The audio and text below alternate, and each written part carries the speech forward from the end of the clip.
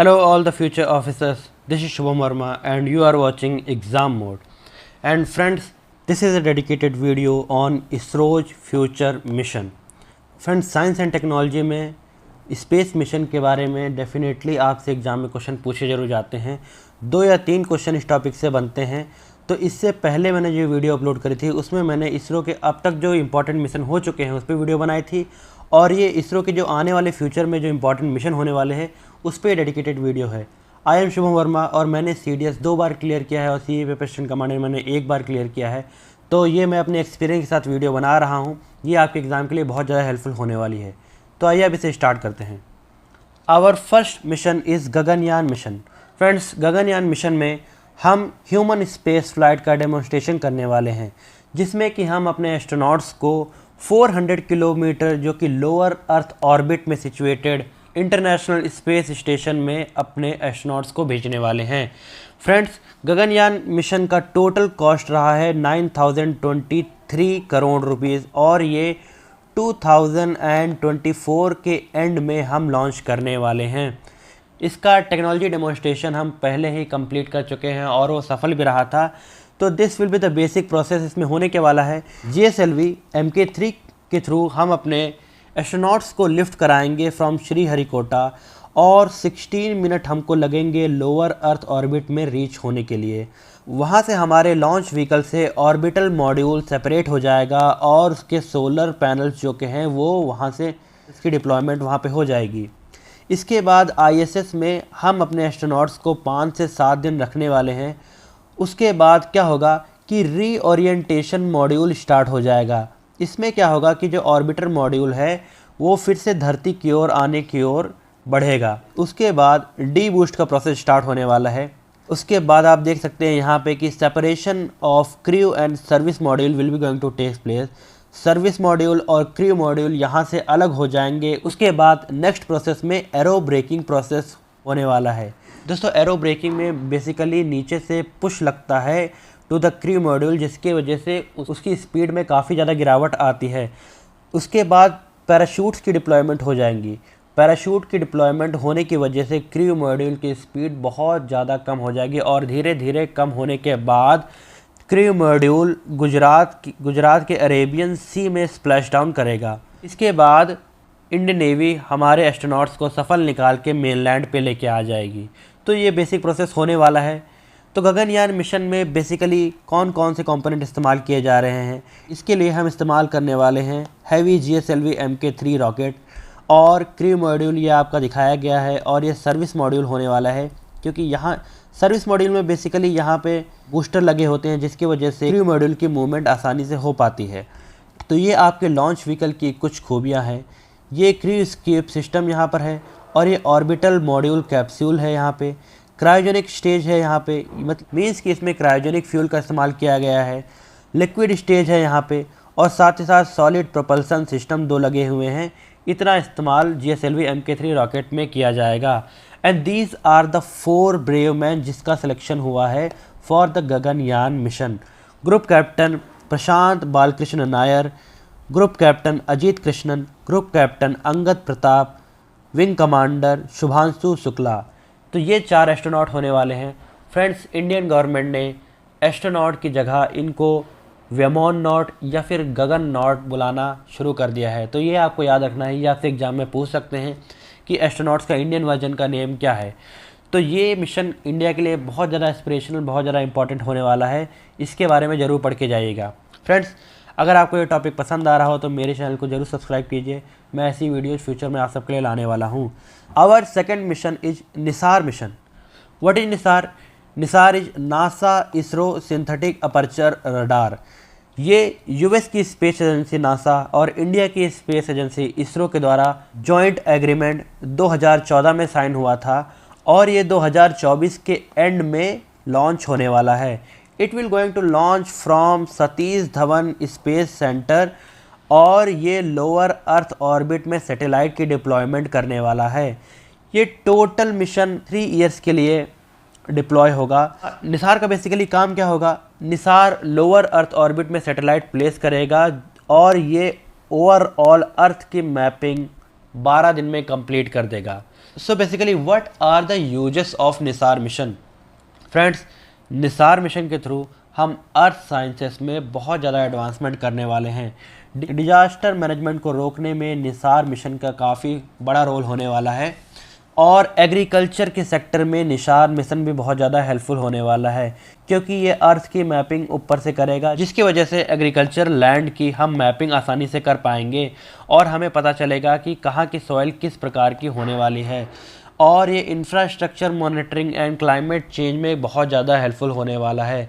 इससे weather pattern and cloud की क्या कंडीशन रहने वाली है, ये आसानी से निसार के थ्रू मॉनिटर होने वाला है। So it is a joint project by NASA and ISRO. इसमें कंपोनेंट कौन कौन से लगे हुए हैं? ये नासा के द्वारा कंपोनेंट दिए गए हैं और ये इसरो के द्वारा दिए गए हैं। L band SAR electronic instrument structure reflector boom assembly दिया गया है नासा के through. High data rate telecom दिया गया है नासा के थ्रू। GPS सिस्टम जो लगा होगा इसमें वो भी नासा का दिया गया हुआ है। और high capacity solid state recorder जो कि डेटा को रिकॉर्ड करने वाला है वो भी नासा ने दिया है। फ्रेंड्स, इसरो का कंट्रीब्यूशन इसमें क्या रहने वाला है? इसरो का कंट्रीब्यूशन है स्पेस क्राफ्ट। जिस स्पेस क्राफ्ट मॉड्यूल में ये सारा सिस्टम रखा हुआ होगा वो इसरो के द्वारा दिया गया है। लॉन्च व्हीकल GSLV जिसके थ्रू ये मिशन लॉन्च होने वाला है वो भी इसरो ने दिया है। And S band SAR electronic instrument भी इसरो ने ही दिया हुआ है। तो ये जॉइंट प्रोजेक्ट होने वाला है by the NASA and ISRO. What is name? Nisar. ये आपको याद रखना है। ये 2024 के एंड में लॉन्च होगा। Our next mission is Shukrayaan. Friends, Shukrayaan mission हम वीनस पे लॉन्च करने वाले हैं। फ्रेंड्स, वीनस के बारे में आप सब जानते होंगे कि ये सोलर सिस्टम का हॉटेस्ट प्लैनेट है और इसका एनवायरनमेंट बहुत ज़्यादा क्रिटिकल है। यहाँ पर सल्फ़र की बारिश होती है और इस प्लैनेट की डेंसिटी अर्थ से 90 टाइम्स हायर है। तो ये प्लैनेट बहुत ही ज़्यादा क्रूशियल है स्टडी करने के लिए, क्योंकि इसको अर्थ का ट्विन भी कहा जाता है। तो इसकी स्टडी अब इसरो करने वाला है। इसरो इस मिशन को 2025 के एंड तक लॉन्च करने वाला था, पर अब कुछ स्पेकुलेशन आ रही है कि ये मिशन पोस्टपोन हो गया है 2031 तक। 2031 तक नासा भी ये कोई मिशन लॉन्च करेगा टू द वीनस, तो उसी के आसपास भी हम ये मिशन लॉन्च करेंगे। तो शुक्रयान मिशन लॉन्च करा जाएगा GSLV Mk2 रॉकेट के द्वारा, जो कि एक हैवी लिफ्ट रॉकेट होने वाला है। And it will going to involve a spacecraft और 2500 kg। इसमें 2500 kg का स्पेस क्राफ्ट हम लॉन्च करने वाले हैं to the hottest planet of the solar system, क्योंकि यहाँ पे मिस्टीरियस सल्फ्यूरिक एसिड के क्लाउड पाए जाते हैं, जैसा कि मैंने आपको बताया। तो ये स्टडी करना हमारे लिए काफ़ी इंपॉर्टेंट हो जाता है। तो what are the objective of the mission? The objective of the mission is to examine the Venus surface and the atmosphere. Venus की सरफेस और एटमॉस्फेयर को स्टडी करने के लिए ये मिशन लॉन्च किया जा रहा है। And it will going to analyse the geological composition of the Venus. अगर वीनस के जियोलॉजिकल कंपोजिशन के बारे में हमको पता चल जाएगा तो इससे हमें पता चल सकता है कि वो प्लैनेट का फॉर्मेशन आखिर कैसे हुआ और अर्थ से ये कैसे डिफरेंट है, और इसमें और ज़्यादा कौन कौन से मिनरल्स यहाँ पर प्रेजेंट है उसके बारे में हम जानकारी पता कर सकते हैं। And the other objective is to examine the relationship between the solar radiation and the surface particle. तो सोलर रेडिएशन और सरफेस पार्टिकल के रिलेशनशिप को जान के हम क्या करेंगे? It will going to give us the information about the planetary evolution. आखिर इस प्लैनेट का इवोल्यूशन कैसे हुआ, ये सोलर सिस्टम में कैसे आया, इसके बारे में हम जानकारी इस मिशन के थ्रू कंप्लीट करने वाले हैं। So what is the name of the mission? Shukrayaan, जो कि इसरो के द्वारा लॉन्च किया जाएगा। Our next mission is Mangalyaan 2। Friends, Mangalyaan mission हमने 2013 में लॉन्च किया था, आप सबको पता है। और ये फर्स्ट टाइम था जो किसी वर्ल्ड में किसी कंट्री ने पहली बार में ही अपने स्पेसक्राफ्ट को मार्स के अराउंड प्लेस कर दिया था। तो आज the biggest achievement for the India, और इसी को चलते हम मंगलयान 2 मिशन लॉन्च करने वाले हैं। It will going to be a landing mission, और इंडिया थर्ड कंट्री अब बन जाएगा अगर उसने ये कंप्लीट कर दिया after China and USA to land a successful spacecraft on the surface of Mars. तो इस मिशन में आखिर क्या क्या होने वाला है? इसमें हम रोवर की डिप्लॉयमेंट करेंगे मार्स पे एंड हेलीकॉप्टर लैंडिंग सिस्टम का इस्तेमाल हम इसमें करने वाले हैं, जैसा कि किया गया था परसिवियरेंस रोवर जो कि नासा ने डिप्लॉय किया था, उसमें भी हेलीकॉप्टर लैंडिंग सिस्टम का इस्तेमाल किया गया था। इसमें क्या होता है कि स्काई क्रेन के थ्रू रोवर को धीरे धीरे मार्स की सतह पे ड्रॉप करा जाता है। बिल्कुल इसी टेक्नोलॉजी को इंडिया भी इस्तेमाल करके अपने रोवर को मार्स के सरफेस पे लैंड कराएगा। Mission will be launched by heavy LVM-3 rocket. LVM-3 rocket के थ्रू हम इस मिशन को लॉन्च करेंगे और इस मिशन में हम अर्थ से कम्युनिकेट कैसे करेंगे।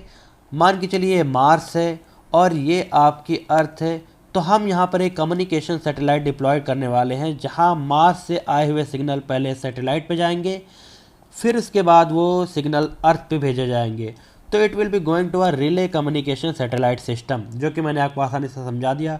और मंगलयान 2 मिशन अगर सफल हो जाता है तो इंडिया थर्ड कंट्री बन जाएगी to launch a successful mission on Mars, जो कि एक लैंडिंग मिशन होने वाला है। Our next mission is ISRO to build Bharatiya Antariksh station. India अपना खुद का इंटरनेशनल स्पेस स्टेशन बनाने वाला है, जो कि 2035 तक हमने कंप्लीट करने का टारगेट रखा हुआ है। The space station will be assembled in a phased manner. हम फेज्ड मैनर में इसके कंपोनेंट्स स्पेस में भेजने वाले हैं और बाद में हम वहां पर उसको असेंबल करने वाले हैं। जैसा कि ISS भी फेज्ड मैनर में डिप्लॉय किया गया था, उसके बाद उसको असेंबल किया गया था, सेम मैनर में हम भी इसे करने वाले हैं। दोस्तों, आज प्रेजेंट टाइम में ISS के साथ साथ चाइना का भी स्पेस स्टेशन डिप्लॉय हो रखा है स्पेस में, तो इंडिया 2035 तक अपना ISS भी लॉन्च करने वाला है। सो इसका नाम रखा गया है भारतीय अंतरिक्ष स्टेशन, जैसा कि हमारे PM मोदी ने बोला था कि 2035 तक हम अपना खुद का भारतीय अंतरिक्ष स्पेस स्टेशन लॉन्च कर देंगे। सो ये हमारे लिए काफ़ी एक बहुत बिग अचीवमेंट होगी हमने अगर ये लॉन्च कर दिया। So these were the mission जो कि मैंने आपको बताने थे, और ये आपके एग्ज़ाम में ज़रूर पूछे जाएंगे। इससे पहले की वीडियो भी ज़रूर आप देखिएगा, जिसमें मैंने बताया है कि कौन कौन से मिशन इसरो ने लॉन्च किए थे हाल ही में, और ये वीडियो में मैंने आपको बताया ही कि कौन कौन से मिशन इसरो फ्यूचर में लॉन्च करने वाला है। तो यहाँ से आसानी से आपके 2 से 3 क्वेश्चन कवर हो जाएंगे। फ्रेंड्स, अगर आपको ये वीडियो अच्छी लगी हो तो मेरे चैनल को सब्सक्राइब कीजिए और साथ ही साथ इस वीडियो को लाइक करके अपने दोस्तों के साथ ज़रूर शेयर कीजिए। Stay tuned for the next video. Thanks for watching. जय हिंद, जय भारत।